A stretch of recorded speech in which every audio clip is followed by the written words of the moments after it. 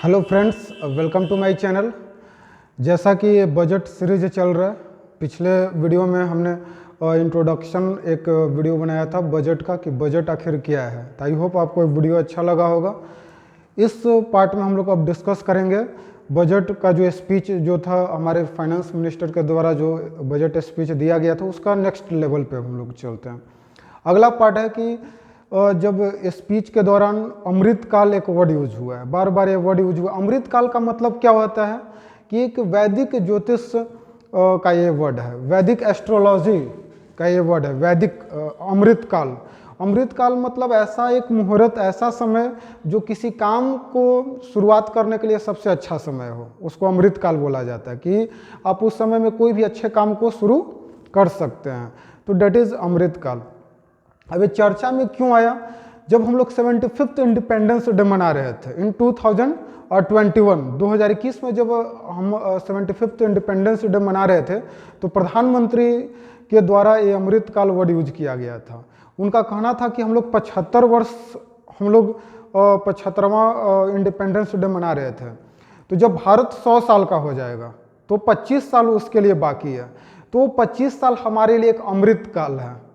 वो 25 साल में एक अलग भारत का एक रोड मैप तैयार करना है कि जब भारत 100 साल का हो तो भारत किस तरह का हो। जो विश्व गुरु का जो सपना है कि भारत को विश्व गुरु बनाना है, तो वो सपना पूरा होना चाहिए। वो जब भारत 100 साल का हो। तो और 100 साल होने में 25 वर्ष अभी बाकी हैं, क्योंकि 75 साल पूरा हो चुका है। तो वो जो 25 ईयर्स है उसे ही अमृतकाल बोला गया है। और उसमें बोला गया है कि जहाँ पे जो मतलब विश्व गुरु कैसे बनेगा, जब भारत समृद्ध बनेगा, जब भारत के लोगों का जो एक अच्छा जो एक लाइफ है, जो क्वालिटी ऑफ लाइफ हो, उसमें इम्प्रूवमेंट जब तक नहीं आएगा तब तक भारत एक समृद्धशाली देश नहीं बनेगा। तो उसको कैसे बनाना है, तो उसके लिए एक विजन देखा गया है। तो वही हम लोग इस वीडियो में डिस्कस करेंगे। तो विजन फॉर अमृतकाल, तो अभी बता, अमृतकाल एक वैदिक एस्ट्रोलॉजी से वर्ड लिया गया है। अमृतकाल मतलब कोई भी आप नए काम को शुरुआत कर सकते हैं। तो भारत को जो 100 साल पे जो एक अच्छा देश बनाना है, तो उसका शुरुआत अभी से हो चुका है। तो इसीलिए फाइनेंस मिनिस्टर ने इसे बोला है कि ये अमृतकाल का पहला बजट है। This is the first budget of the Amrit Kaal. अब देखिए यहाँ पे इसमें 3 चीजों पे फोकस किया गया। जो विजन है, विजन फॉर अमृतकाल, तो 3 विजन को 3 चीजों को फोकस किया गया। जो सबसे पहला जो फोकस है, देखिए यहाँ पे first, opportunities for citizens with focus on the youth. इसमें ऐसा ये विजन क्या है कि सिटीजन्स के लिए अपॉर्चुनिटी क्रिएट करना है। जितने भी जो नागरिक हैं उनके लिए अपॉर्चुनिटी क्रिएट करना है। और खास करके किस पे फोकस किया गया है? यूथ, जो युवा वर्ग है भारत का, इस पे फोकस किया गया है। सेकेंड क्या है कि आखिर अपॉर्चुनिटी कैसे मिलेगा? तो अपॉर्चुनिटी क्रिएट करने के लिए उन्हें 2 चीज, ग्रोथ एंड जॉब क्रिएशन। जब तक ग्रोथ नहीं होगा, और ग्रोथ कैसे होगा? जब हम लोग जॉब क्रिएशन पे, एम्प्लॉयमेंट पे फोकस करेंगे, क्योंकि भारत का जो पॉपुलेशन है बढ़ रहा है और युवा वर्ग ज़्यादा है, यूथ ज़्यादा है। तो उस यूथ को कैसे एम्प्लॉयड बनाया जाए, कैसे उसको एक एसेट बनाया जाए, तो जॉब क्रिएशन एक सबसे बड़ा एक मुद्दा है। तो ये ग्रोथ एंड जॉब क्रिएशन।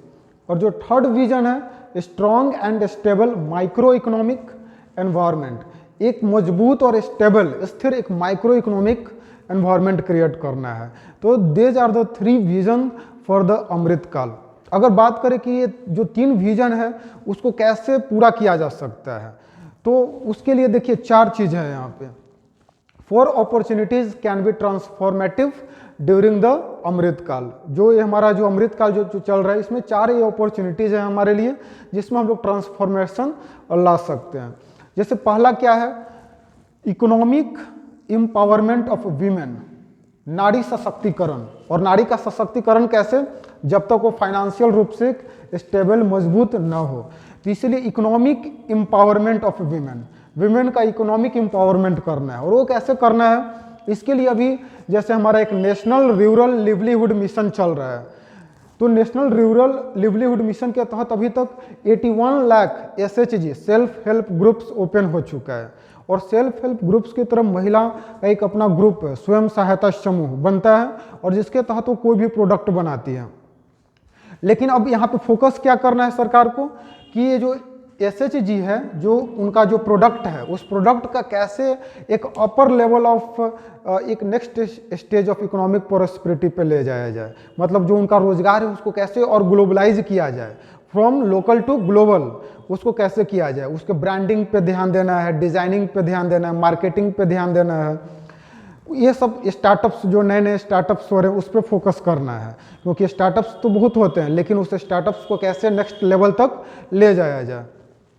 तो ये सेकंड जो है ये मोस्ट इम्पॉर्टेंट है, इस पे ध्यान देना है।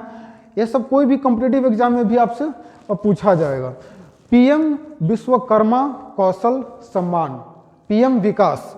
अब ये विश्वकर्मा वर्ड क्या होता है कि जो कारीगर लोग होते हैं, ये विश्वकर्मा खास कम्युनिटी के लिए यूज होता है, जो हाथ से सामान बनाते हैं किसी भी चीज़ का, लोहा से रिलेटेड। तो PM विश्वकर्मा ये कौशल सम्मान PM विकास है। इसके तहत भी जो कारीगर हैं, जो हैंडीक्राफ्ट जो वर्कर हैं, जिनका ट्रेडिशनल जो वर्क बहुत समय से चलते आ रहा है, लेकिन आज के दौर में उनका जो ट्रेडिशनल जो वर्क था वो अब प्रॉफिटेबल नहीं रहा, तो कैसे उसको प्रॉफिटेबल बनाया जाए और उसको MSME से जोड़ा जाए, जो micro small and medium enterprises है, उससे कैसे कनेक्ट किया जाए और उनको फिर से प्रोत्साहन किया जाए। अब इससे क्या होगा कि वो कोई भी जब सामान बनाएंगे उसको फिर एक मार्केट मिले, उसका एक ब्रांडिंग डिजाइनिंग इस पर फोकस किया जाए, ताकि उनका रोजगार फिर से आगे बढ़े, इकोनॉमिक प्रॉस्पेरिटी उनको मिले। तो that is the second opportunity. Third, that is tourism. हमारे यहाँ बहुत सारा टूरिज्म में अपॉर्चुनिटी है, और खास करके युवाओं के लिए टूरिज्म, बहुत सारे जॉब जो क्रिएशन हम लोग यहाँ पे अभी चर्चा किए हैं, तो जॉब क्रिएशन का एक बहुत ही एक इम्पॉर्टेंट हमारा सेक्टर है टूरिज्म। हमारे यहाँ बहुत सारा ऐसा सेक्टर है जहाँ पे हम लोग अट्रैक्ट कर सकते हैं फॉरेनर्स को और उससे रेवेन्यू जनरेट कर सकते हैं, जॉब क्रिएट कर सकते हैं। थर्ड है ग्रीन ग्रोथ, तो इसके बारे में हम लोग अभी चर्चा करेंगे। ग्रीन ग्रोथ मतलब कि जो कार्बन इमिशन जो इतना ज़्यादा अभी के डेट में हो रहा है उसको कैसे कम किया जाए, और ग्रोथ क्या हो, ग्रीन ग्रोथ हो, मतलब हर क्षेत्र में जो कार्बन इमिशन कम हो और ग्रोथ भी हो हमारा। तो इसको हम लोग अभी जो 7 प्रायोरिटीज डिस्कस करेंगे उसमें और डिटेल में इसे डिस्कस करेंगे। और एक कैसा होगा जो अमृत काल होगा, इसमें बताया गया है कि ये जो अमृत काल होगा that is technology driven and knowledge based economy. जो अमृत काल में जो 100 साल जब हम लोग पूरा करेंगे, इसमें जो technology driven and knowledge based economy, technology का भी यूज होगा और नॉलेज बेस्ड इकोनॉमी होगा। हमारा जो अर्थव्यवस्था होगा नॉलेज और टेक्नोलॉजी के बेस पे होगा। सेकेंड, और ये कैसे पूरा होगा, तो जन भागीदारी, बिना लोगों के इसमें पार्टिसिपेशन से, पीपल पार्टिसिपेशन से, जन भागीदारी, तभी जाके ये अमृत काल का जो विजन है इसको हम लोग अचीव कर सकते हैं। और इसी का एक और पॉइंट है सबका साथ सबका प्रयास। जब तक जन भागीदारी जब होगा और सभी लोगों को साथ लेकर चलना होगा और सभी लोगों के प्रयास से ही जाकर ये जो हमारा अमृत काल का जो विजन उसको अचीव कर सकते हैं। और जो हमारा एक सपना है, जो एक रोड मैप जो हम लोग तैयार कर रहे हैं इस 25 साल के लिए, इंडिया @100, जब भारत 100 साल का होगा तो किस तरह का भारत होगा, किस तरह का जो हम यहाँ के लोग होंगे, यहाँ किस तरह का अपॉर्चुनिटीज़ होगा, किस तरह यहाँ पे प्रोस्पेरिटी होगा। तो आई होप आपको ये वीडियो अच्छा लगा होगा। अब हम लोग यहाँ से डिस्कस करेंगे, अमृत काल डिस्कस कर लिए। अब इसके बाद जो बजट स्पीच में नेक्स्ट जो टॉपिक है वो 7 प्रायोरिटीज क्या है, 7 प्रायोरिटीज कौन कौन से 7 प्रायोरिटीज है जिस पे फोकस किया है गवर्नमेंट ने, ठीक है। और उसको एक सप्तऋषि की तरह, जैसे सप्तऋषि जो गाइडिंग एक स्टार होता है स्काई में, उसको सप्तऋषि बोला गया है। तो हम लोग उसको एक एक करके डिस्कस करेंगे वो 7 प्रायोरिटीज़ को। तो आई होप ये वीडियो अच्छा लगा होगा और नेक्स्ट वीडियो भी जरूर देखें, क्योंकि ये बजट सीरीज चल रहा है, इसमें पार्ट वाइज सारे एक वीडियो आएगा इसमें। और लास्ट में हम लोग क्वेश्चंस को भी डिस्कस करेंगे कि यहाँ से किस तरह का क्वेश्चन पूछा जा सकता है, कैसे ये सारी चीज़ों को आप अपने आंसर में डाल सकते हैं। तो बहुत बहुत धन्यवाद।